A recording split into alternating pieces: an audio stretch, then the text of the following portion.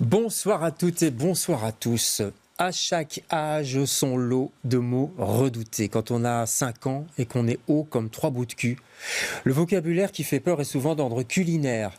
Au moindre épinard, brocoli ou encore poivron, on rentre la tête dans les épaules et on soupire que c'est pas bon, que ça sent mauvais, que ça pique. Rayez la mention inutile. On essaye d'y échapper, entraînant des heures et des heures, la fourchette suspendue dans le vide au-dessus de l'assiette, comme bloquée par un bouclier transparent. Le tout en espérant que la menace, si tu ne finis pas ton assiette, je te jure que je te la resserre demain matin au petit déjeuner, ne sera pas suivie d'effet. Ainsi commence le nouveau roman de Karen Ponte. Elle est l'invitée de LCR ce soir.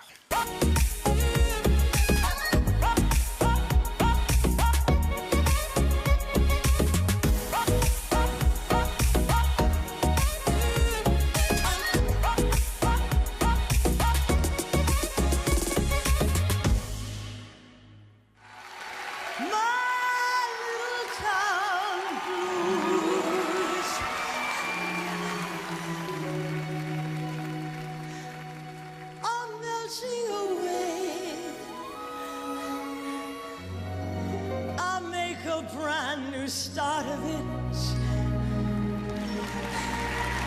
in old New York.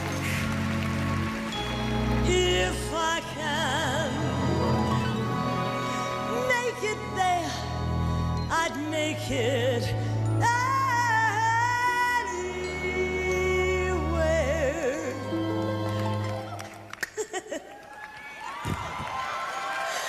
Come on. Come through New York, New York.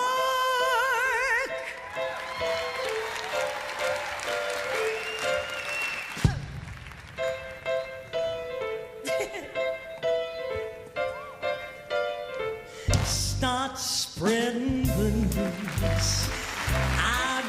Then today I wanna be a part of it. New York, New York. These vagabond shoes are longing to stray and step around the heart of it. New York, New York. I wanna wake up in the city that doesn't sleep, to find a king of the hill, top of the heap. My little town blues are melting away. I'll make a brand new start of it. Voilà, on est parti là. Et vous êtes parti aussi, vous êtes à New York. Je suis à New York, évidemment. Je suis sur scène avec elle. Ah, complètement. Liza Minnelli, évidemment, sont des vieilles images, mais on s'en lasse pas, je trouve. Ça, elle est incroyable, cette chanson d'ailleurs. Hein. Alors, la chanson est incroyable, la chanteuse est incroyable. Ouais. Il y a des chansons que tout le monde ne peut pas chanter, je crois vraiment. Ouais. Et dans les comédies musicales, il y en a où il faut la voix, sinon c'est pas la peine, quoi. C'est vraiment complètement. Des espèces d'envolées comme ça.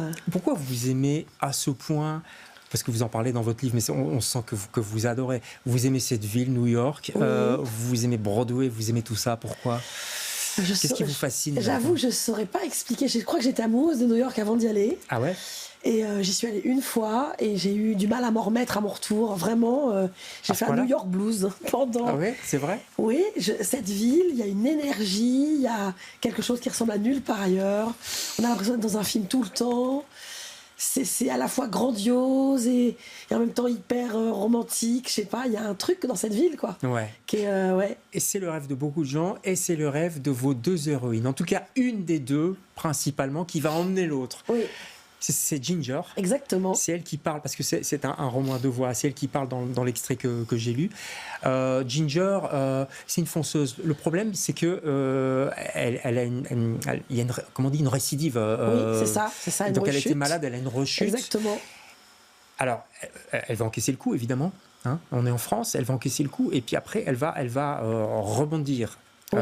Sa copine l'invite dans un piano-bar, c'est un peu ça le pitch. Hein. Et puis là, il y a cette espèce d'appel de New York, Exactement. justement. En fait, elle entend une chanson qui était l'une des chansons préférées de sa maman. Et elle se souvient de toutes ces années d'adolescence où en fait elle regardait avec sa maman des comédies musicales. Et sa maman rêvait d'États-Unis, beaucoup. Et pour des raisons que j'explique dans le roman, elles n'y sont jamais allées. Oui.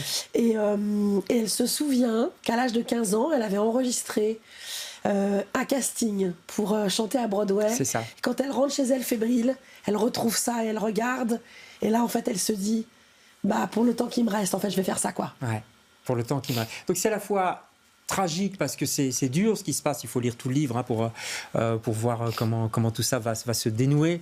Et en même temps, c'est l'histoire d'une amitié. Exactement. Mais en fait, c'est tragique, oui, parce que parfois la vie... Parce que c'est la vie. Ginger, elle fait les fonceuses, elle lui met un mur devant elle. Et en même temps, c'est hyper lumineux parce que elle aurait la possibilité de s'effondrer complètement. Et en fait, elle choisit le contre-pied. Ouais. Elle choisit la vie, finalement, quand même. Bizarrement. Ouais. Elle pourrait craquer, en fait, quoi. Oui, elle pourrait abandonner, elle pourrait faire ce qu'on attend d'elle. Et elle choisit la vie qu'elle a envie de mener sur ce temps-là, quoi. Ouais. Et sa copine, par contre, c'est tout à fait un autre caractère. Alors, sa copine, elle est extrêmement anxieuse. Ouais. L'anxiété, elle d'ailleurs s'appelle Lola-anxiété. Je pense que vraiment, elle a choisi le seul métier qui lui permette de travailler de chez elle. Oui, c'est vrai. Comme ça, au moins. Et alors, ça s'explique, hein, parce que Lola, quand elle était petite, elle avait un petit frère qui est décédé dans un accident domestique. Et du coup, sa mère a décidé que sa fille serait son espèce de joyau. Et donc, elle la protège de tout. Et en la protégeant de tout, elle lui donne des peurs de tout, quoi. Ouais. Ce qui est marrant quand on lit ce livre et vos livres en général, Karen Ponte, c'est que ce sont des personnages universels. C'est-à-dire qu'on peut tous se reconnaître dedans, même homme-femme d'ailleurs. Exactement. Hein. C'est des caractères universels. C'est le propos, je crois, de ces romans feel good, c'est de pouvoir s'identifier aux personnages, parce que c'est des romans qui parlent de la vie. Complètement. Et donc de la vie de tout à chacun, ça n'aurait aucun intérêt de parler d'un milliardaire. Non, moi je parle des vrais gens, de la vie de tous les jours. Ouais. Et pourquoi c'est si important pour vous de parler des vrais gens, justement ? Parce qu'en fait, c'est ça qui rend authentique les histoires. C'est ça qui amène de la sincérité, de l'émotion, de l'empathie, de la projection. C'est parce que les personnages sont vous et moi, quoi. Ouais. Voilà. Il y a une proximité de fou, j'allais dire, très forte en tout cas, mais jusque dans les titres, parce que peut-être pas dans ce titre-ci, mais j'ai repéré un peu tous vos titres. Par exemple, il y en a un qui s'appelle « D'ici là, porte-toi bien ». Vous faites quoi pour Noël ? Et ton cœur qui bat. Enfin, il y a chaque fois là, un pronominal. Enfin, vous voyez ce que je veux dire ? Vous vous adressez directement au lecteur. Oui, parce que c'est vraiment... c'est ça, c'est des romans qui vont parler à tous, quoi. On peut tous vivre des moments comme ça, ou avoir des gens qui vivent autour de nous des moments comme ça. Oui, c'est vrai. Et donc, on se projette. Voilà, on se projette dans du positif. C'est un peu ça l'idée. Oui. En fait, c'est pour ça qu'on dit aussi feel good. Il n'y a pas de mot, on cherchait tout à l'heure un mot français. On a cherché longtemps. Moi, je n'ai pas trouvé de mots qui vraiment traduisent ce type de roman. Ouais. Et ça vient du feel good movie, en fait. Voilà. Au départ, feel good book, c'est une déclinaison du feel good movie. Ouais. Parfois, c'est un peu montré péjorativement, le feel good. Oui, je vois votre bouche qui... Ouais. Vous en souffrez parfois ou pas ? Alors moi non, parce qu'en fait j'ai ma propre définition, donc et puis en fait j'en souffre pas pour moi, j'en souffre pour les lecteurs plus, parce qu'en fait c'est extrêmement méprisant du lecteur. Ouais. Et ça sous-entend que c'est des livres faciles, mal écrits, etc. Comme on disait romans de gare avant. Ouais, exactement. Hein. Et puis à l'eau de rose, ou gnangnan, tout ce qu'on veut.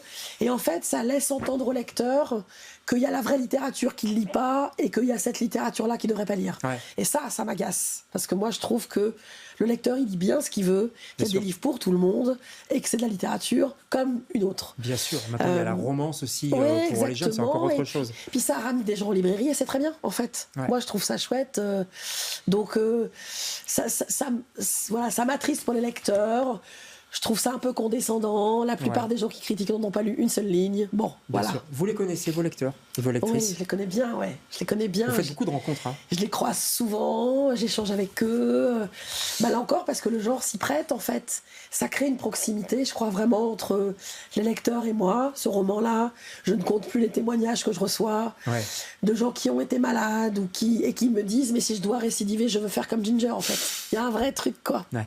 15e roman. Oui. J'ai lu que vous étiez juriste.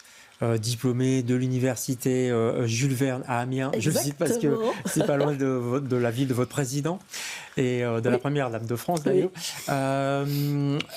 Pourquoi vous avez choisi d'écrire? Vous auriez pu faire une carrière d'avocate. Alors j'aurais pu, mais en fait avant de vouloir faire du droit, je voulais être écrivain. C'était vraiment mon rêve d'enfance. Rêve de petite fille. Jusqu'au jour où j'ai décidé que j'avais pas de talent, toute seule dans mon coin. Et que donc comme j'avais pas de talent, il fallait bien que je fasse autre chose. Vous vous êtes dit vous-même, j'ai pas de talent. Seule, oui, je me suis dit, terrible, il faut de l'imagination, il faut du talent, tu n'as pas ça. Bon, alors changeons de voie. Ouais. Et en fait, le rêve est revenu. Parce qu'à un moment donné, l'écriture était quand même un truc viscéral. Ça vous quitte pas. Et puis vous avez fait des concours de nouvelles, etc. Exactement, j'ai ouvert un blog. Tatiana de René, et là ça a commencé à marcher. Et puis j'ai eu des retours de lecteurs qui m'ont encouragée. Et puis sans m'en rendre compte, j'ai écrit un roman sur mon blog. Et puis en fait, les choses se sont enchaînées. Ouais. Mais c'est dur de passer au-delà de ce syndrome de l'imposteur, quoi. De se dire je comprends. Que je sais pas, comme si romancier, c'était une espèce de, comme chanteur, un espèce de don qu'on a et que j'avais l'impression de ne pas avoir, quoi. Alors qu'en réalité, c'est aussi beaucoup de travail, c'est un métier. Ouais. Et puis c'est une envie, et j'avais l'envie, et donc voilà. Blog, on peut encore le voir, ce blog? Non, je crois que j'ai supprimé. Trop la mode, ouais. Alors déjà, oui, les blogs sont un peu morts, je crois bien. Ouais. Et puis... Après, il y a des livres audio beaucoup, hein. Vous faites beaucoup ça. Oui, alors je fais beaucoup ça, ouais. Mais en fait, sur ce blog, je me suis beaucoup livrée sur moi, avant finalement d'avoir des lecteurs, et ça me gênait pas parce que c'est dans ce sens-là, et l'inverse est plus compliqué maintenant, donc du coup j'ai coupé le blog. Un peu plus de distance, on va dire. Voilà. Quoi. Vous avez un coup de cœur, c'est Marie Varel. Moi je ne connaissais pas du tout.